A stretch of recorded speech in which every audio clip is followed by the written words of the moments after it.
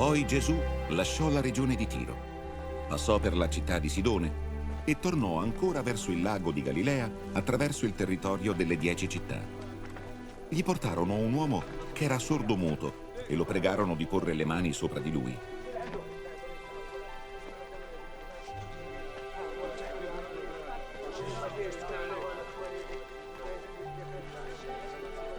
Allora Gesù lo prese da parte, lontano dalla folla.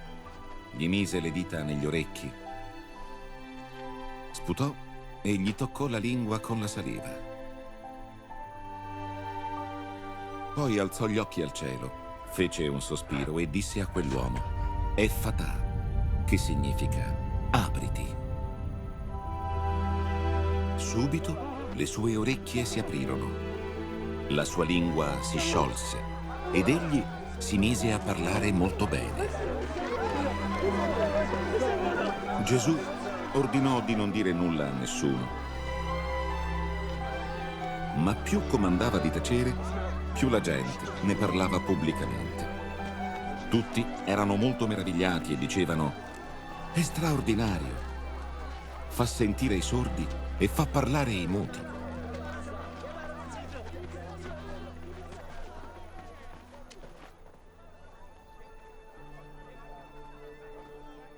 In quei giorni, ancora una volta, si era radunata una gran folla. Vedendo che non avevano più niente da mangiare, Gesù chiamò i suoi discepoli e disse: questa gente mi fa pena. Già da 3 giorni stanno con me e non hanno più niente da mangiare. Se li lascio tornare a casa digiuni, si sentiranno male lungo la strada perché alcuni vengono da lontano. Gli risposero i discepoli: ma com'è possibile in questo luogo deserto trovare cibo per tutti? Gesù domandò: quanti pani avete? Risposero: 7.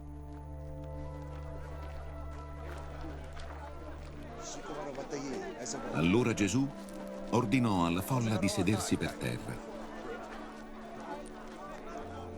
Poi prese i 7 pani, fece la preghiera di ringraziamento, li spezzò.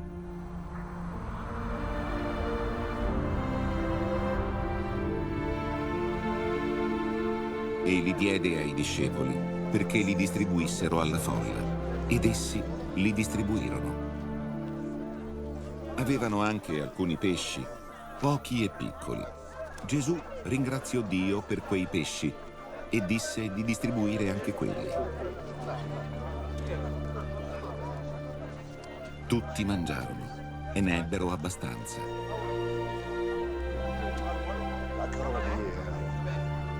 Quando poi raccolsero i pezzi avanzati, riempirono 7 ceste.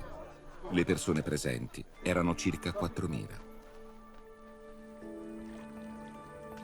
Poi Gesù mandò a casa tutti, salì subito sulla barca insieme con i suoi discepoli e andò nella regione di Dalmanuta. Arrivarono là alcuni farisei e si misero a discutere con Gesù. Volendo metterlo in difficoltà, gli chiesero di fare un segno miracoloso come prova che veniva da Dio.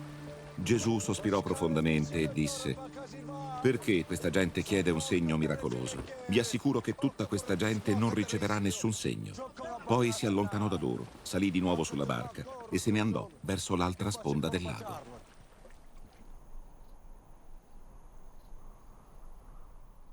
I discepoli avevano dimenticato di prendere il pane e nella barca avevano un solo pane.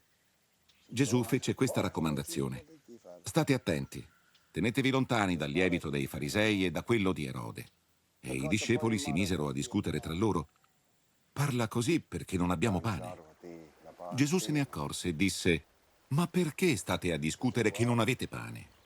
Non capite ancora e non vi rendete conto di nulla. La vostra mente è bloccata.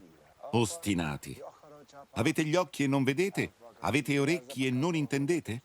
Cercate di ricordare. Quando ho distribuito quei 5 pani per 5.000 persone, quante ceste di avanzi avete raccolto? Risposero: 12. E quando ho distribuito quei 7 pani per 4.000 persone, quante ceste di pane avete raccolto? Risposero: 7. Allora Gesù disse: e non capite ancora?